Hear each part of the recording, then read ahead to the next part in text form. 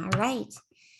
Well, welcome to our District Superintendent's Forum, the first one in 2022. We're glad that you were able to join us today. I'm here with my friend and colleague, Blake Bradford. Welcome, Blake.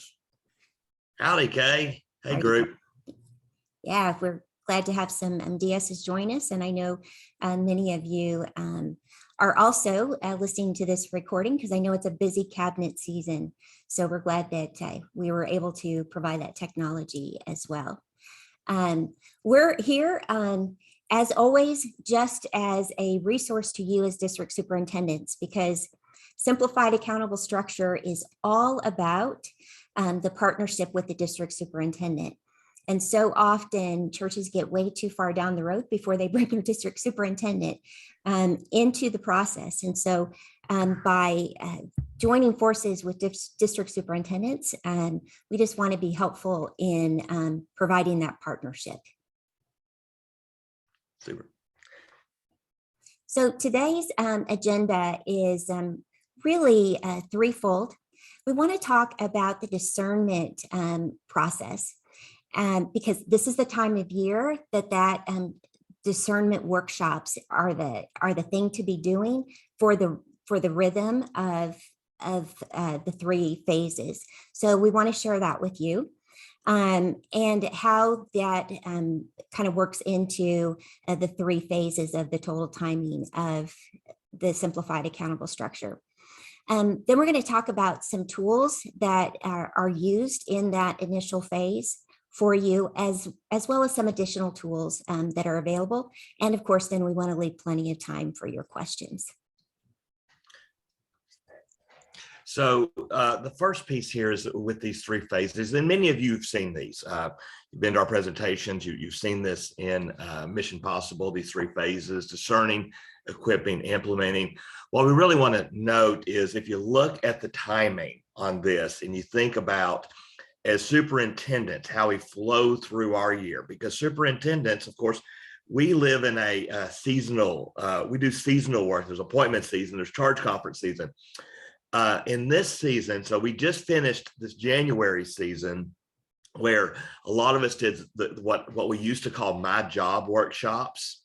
And, all of us had it in different ways. And I got a little more creative with mine the last couple of years, of course, like we all have had to adapt.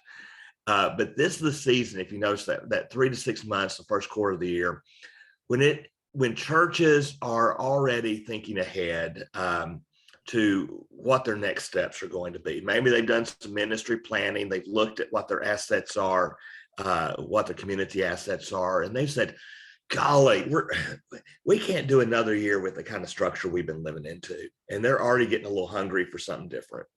And they notice that this pandemic thing isn't just like disappearing and we're all back to normal now. And we're going to have to do leadership differently because we simply do not have the bandwidth to have 30, 40, 60, 100 leaders on their governing board and function with the kind of nimble, mission-oriented processes that we're going to have in this new future. And so there's a couple of different routes as superintendents we could take. We could say, well, let us know around August that you want to switch, and we can just do that, and we can have a charge conference. I think it's proven pretty well now that doesn't work because there is actually a discernment period. I've had more than one pastor say, oh, but we got this, we know what we can do. And I put the brakes on it, and we'll talk about putting the brakes on later. But I pushed really hard back, and I said, I'm sorry, I'm not going to approve that. And y'all need to work the process. And, every time they say, wow, that was actually good, because it was about the adaptive changes. It was about the leadership and accountability, accountable leadership model. That was really the big change. It wasn't the structure stuff. Yep. And the thing about simplified accountable structure is sometimes we focus more on the more bureaucratic or the structure pieces, and we forget about the accountability pieces. And so we're really changing two different cultures simultaneously: the culture of structure and expectations, and the structure of how we go about leadership. So in this discernment phase, we are in the season right now where us as district superintendents need to be having some workshops, some opportunities to teach about simplified accountable structure in the right way, that really talks about it in all of its components, that shows the deep why and the processes, and to teach about this three phases and where discernment is one of the pieces. So we're opening the door to discernment, providing some pathways that make sense and are able to be achievable in the beginning, instead of asking people to eat that elephant all at once. And so really now's the time to be having these conversations, getting that work done in this first quarter. So as we approach these three phases, of course, the first one is discerning. Yeah, and oftentimes it's helpful when maybe even in those fall charge conferences that we plant the seed to say, you know, if you were even contemplating simplified accountable structure this year, we're going to begin to have those conversations for the next fall charge conference in the first quarter of next year. You know, so be on the lookout for opportunities to begin that process. So then they're kind of primed and ready to go. So our suggestion is that we get our certified accountable structure, we call those SAS coaches. If you have those, if not, then district superintendents are introducing the concept of not only simplification, as Blake was saying, but also the accountable leadership model to the churches. And really laying out the process of this first year of discerning and equipping. And to also really help them walk through the steps and why it is best to do this in this way, and what those steps are, and walk alongside them in this process. The items in red are the items that the district superintendent is a part of. And we're going to go over some of those forms with you specifically here in a moment. But the actual process begins in the local church with their discovery of why. And there are questions in Mission Possible that really help the church council to get beyond that, oh, let's just put fewer people on that form that DS makes us fill out. And what is beyond the technical changes of fewer people around the table and fewer meetings.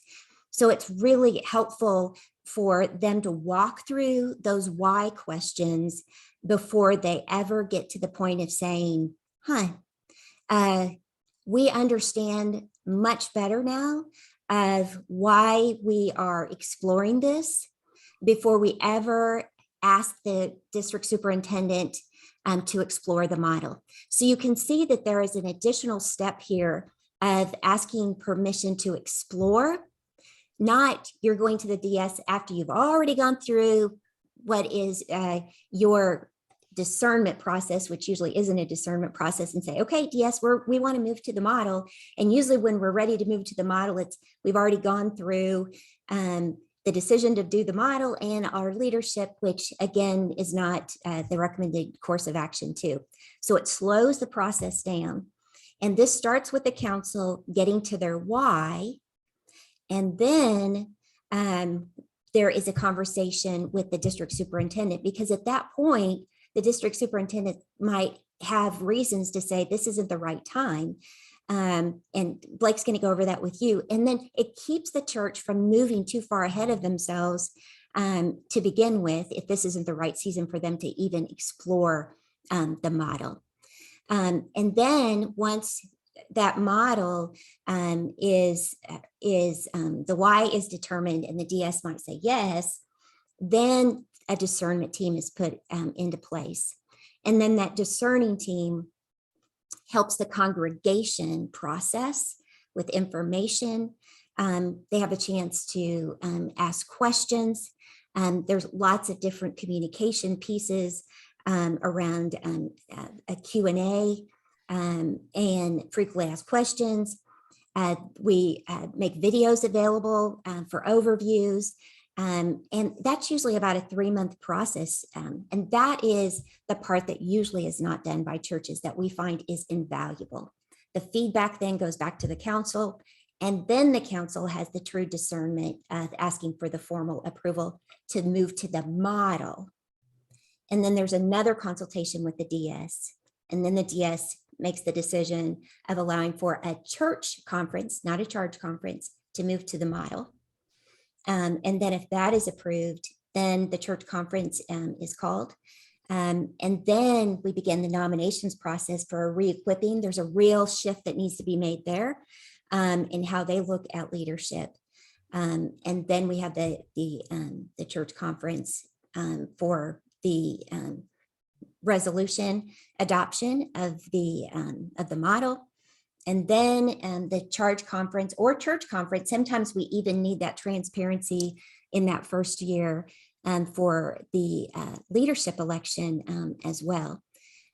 So this is a 12-step process that lasts through charge conference of the discernment. There's a little bit of overlapping of the equipping process too.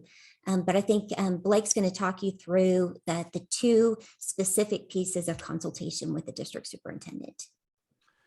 Thank you. And so if you look through this, so the pieces I'm about to show you is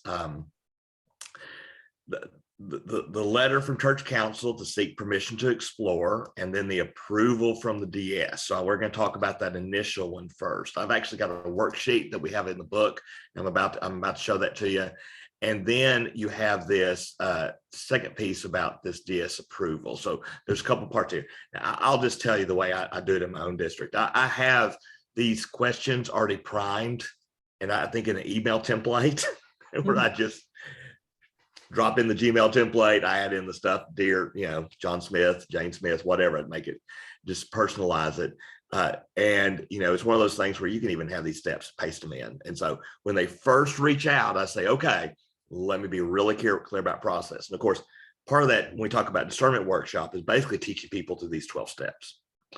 And for us as superintendents, I think the main piece is making sure we do these consultations and really hold folks accountable early on to following through. So the first one is this initial DS consultation. Now in the book, it's page 284. You can see a copy of this page. It's one of the documents that's given permission to copy by our publisher. So, I literally have a PDF of it that I just drop in and send and say, here, share this with your team. It shares the why, just a short. Can you put it in a blank, the why? And, for some churches, it may not be the why we fully expect, but we're looking for some things. If all they talk about is less people, that's understandable. And it's certainly in the beginning of a discernment, I kind of get that. If they look in, if they were to write in, and I've had someone verbally say this to me, well, we really need to get that trustee chair out of office. He's been chair for 30 years. Well, that may be your why, but that's probably not the real why that we need to be going for here. And so let's have a deeper conversation about accountability. But anyway, share your why so we understand they're understanding the undergirdings of the system. Share your who and which committees would be included and when. Now, the who is important for me more than I originally realized. I had when I first was starting with some of this as a pastor and then beginning in church development, I thought, well, the pastor knows and that kind of thing. I work with pastors all the time. Yeah. Here's the thing. We ran into so many situations when the pastor had either used Simplified in a previous church or had just heard about it from a friend or read about it and then immediately started implementing and did not bother to get buy-in from the laity. And it felt like a pastor power grab. And so right off the bat, I'm asking who's involved, who's in the discussion, and as a superintendent, really holding everyone accountable that they're actually having the conversation they need to be having with each other before they're running to the superintendent to try to get permission to do something. And again, this is about teaching people to lead well. And then which committees. Now, of course, we're not going to hold them to their feet to fire on this one. The committees may change. They may be thinking, well, I don't know if we can get the endowment in on this yet. And then through discernment, they understand, oh yeah, we can do this. But on the front end, I'm asking, what are you really looking for? Because that will help me understand where they are and what they're thinking about the process. And if they're only checking one or two of these, yeah, we're going to do the church council and the finance, but we're going to leave trustees separate and staff parish separate. Well, that tells me there's probably going to be a long discernment journey to get where they need to go, because they want simplification, but not really. And that also tells me there may be trust issues in the church. So I'm learning really quick on this initial consultation where they are on the spectrum of readiness. And out of that, it may be a faster, they're able to move through it pretty quickly, or it may need to be really slowed down because there's a lot more discernment work, so that I'm able to then give this document. If we approve them to begin process, I can take this document, and that's their starting place for when we assign a coach. And so now the coach knows, okay, we're starting from, oh, well, golly, we're starting on third base, we're ready to go, home run. Or we are starting in the dugout, or maybe we're starting in the stands on the top, and we're not even on the field yet.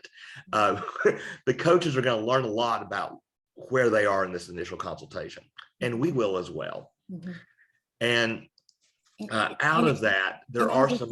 Yes. Like, and I would just say too that we've also learned that if, and you alluded to this, that if there is a desire to keep trustees out of simplified structure or any one of those, that we used to say, okay, well, that'll be phase 2. 2 years, 5 years down the road.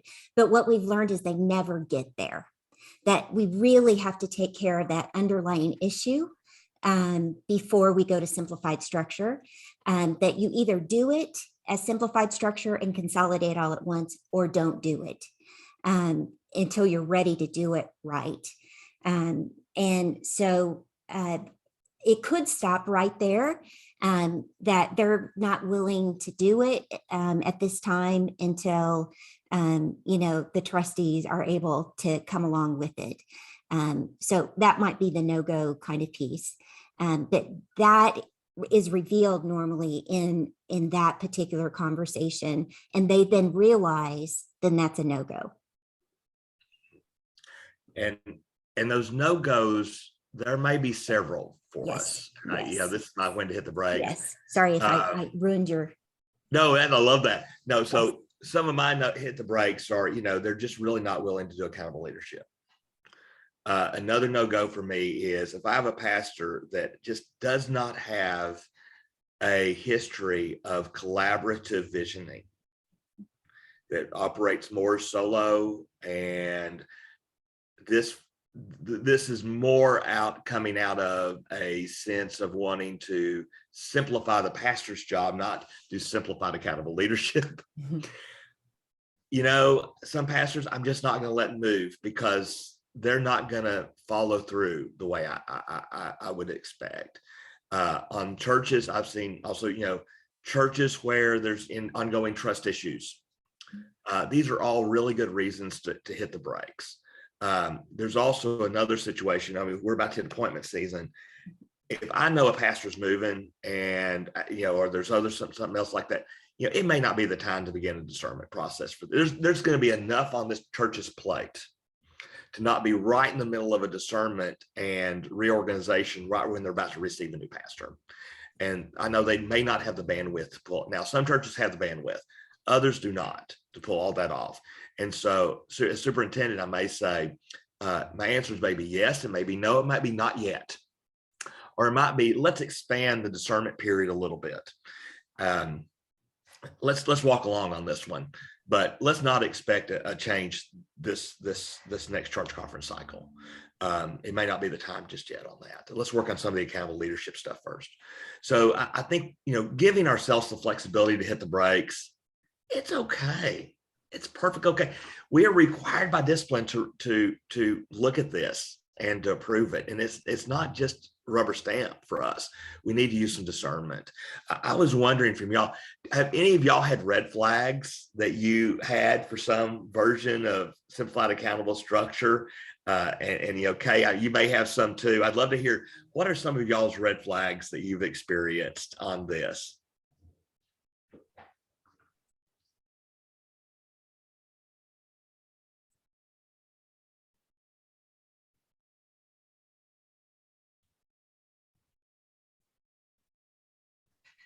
Okay, what ones have you met? I was just to say, we're just tired of meetings. Mm. And certainly, we hope to have much more productive meetings, but if that's their only motivation, it's probably not the healthiest motivation to go to go to this model. Yeah. Right? We're looking for something more. That's for sure.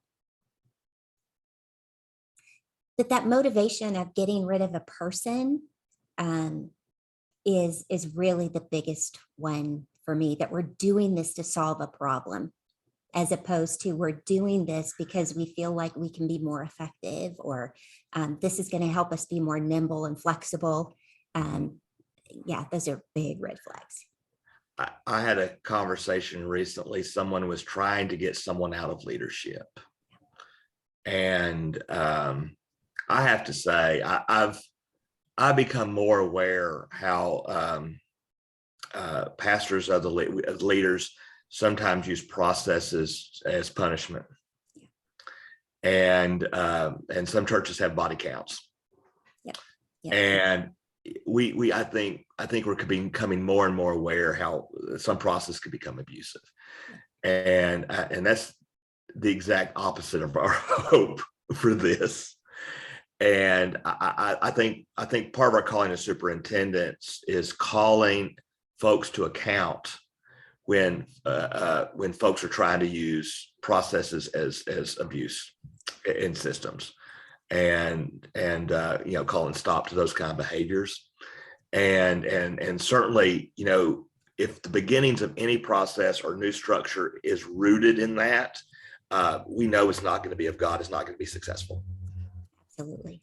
Yeah. Thank you. Yeah. Yeah. Okay. All right. So once we get through the entire discernment period, the discerning team has taken the feedback from the congregation back to the church council. So this is the common questions we've heard. This is how we've been answering them. And that seems to have satisfied. And overall, we're hearing, positive things, or, it's like everyone's really nervous, whatever the case may be. They provide that feedback to the church council. Then the church council receives that, and then they take their vote on whether to request a formal church conference from the district superintendent to move to the model. And at that time, if they vote to move to the model, then there is a second form that we highly suggest that the district superintendent use. Again, as they walk through this, it helps the district superintendent know that the process, has kind of been completed and where they're at. So with a letter, and again, we ask that the letter be signed by the pastor, the lay leader, and the council chair. So again, we know that who has been involved in the process. At this time, we also hope that maybe nominations has gotten involved too, because they're beginning to understand that there is a piece that they're going to be involved in, and a shift that they're going to be made aware of in this process too. And then we're also wanting to share with the district superintendent this point of what was the discernment process. Like, did you have, one town hall meeting after church and 3 people showed up, or, what did that process look like? And then what is the resolution that you're going to be presenting? And there is one in the back of the book that you can use as a template. And, it covers everything in there, including, some other things that need to be brought in. And anything that isn't a separate 501c3, we suggest being brought in. And so this is a great time to be asking that question as a district superintendent, like, do you have a separate an endowment committee? Is it your plan to bring that in? How about preschools and daycares? And again, make sure that we've had all of those conversations at that point. And instead of afterwards, it's a whole lot easier as you're doing it beforehand. And this is a great time when you receive this as a district superintendent is to then loop back with that SAS coach and say, you've been walking alongside them. What's your interaction been? How coachable have they been? What is the overall, mood of the congregation? And so what can you provide back to the district superintendent of additional information that maybe they're not going to get through calls with the pastor or the church council or through the letter or through this consultation form?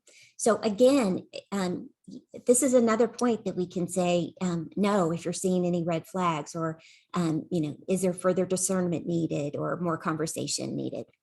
And then if the DS then approves it at this point, and then it's they call for a church conference. Again, this is about transparency, and this is a big move. And so we feel it's important, again, for it to be a two-step process, a church conference to approve the structure, later then to approve new leaders. I think it's presumptuous to have first a charge conference. I don't think enough people are involved in the decision. But if we even have a church conference to approve structure and the leaders all in one move, I think that's too presumptuous. I think we need to, and then you're making the decision sometimes based on that you're making a decision structure based on the leadership that is maybe slated, instead of saying, is this the right structure at the right time for our church? That's really the question, regardless of who the leadership is, right? And so then that's approved as a separate piece. The other thing that I have found, and this has happened to me most recently, is they called for a church conference to approve simplified accountable structure. They didn't call it with the resolutions. And then people showed up and there was this resolution. They go, what's this?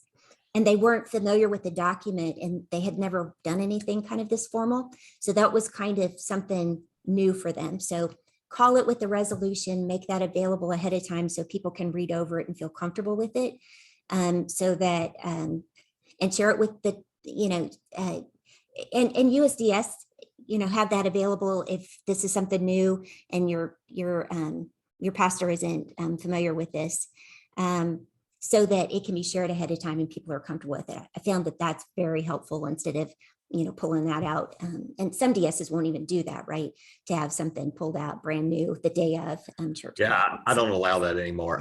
I got burned my first year as a superintendent with, now I'm I want to see the motion before we do anything, before I even authorize the charge conference or church conference. I want to see what was going to be before us. Yeah. This resolution has been one of our most requested items. Yes. Even before the book came out. Yep. I think that we tried to carefully create something that would cover all the legal basis, because we are making it really clear about some legal obligations and responsibilities. Yep. And connecting to discipline that has impact on your bylaws, has impact on everything from liability. When you talk about child cares, okay, as a superintendent, I spent more time with child cares than I ever thought I ever would. Arkansas, the United Methodist Church, after public entities like school districts, is second in child care in our state. And what that means is we have a huge child care responsibility. Now, what I've seen in local churches, though, is child care boards, which are in some ways supercharged PTAs, often write their names down as the legal board in documents with the health department. and they do not have the authority, and nor do they carry the liability that your board actually does. So we're just really making it clear what the legal lines of responsibility are in this document. And that's why I encourage folks to use it. Absolutely. Absolutely. So, Kate, we have a ton of resources for DSs now, and we're trying to create a whole suite, aren't we? We are. If you have not had access before to these kind of district superintendent forums, our previous forums are recorded and available.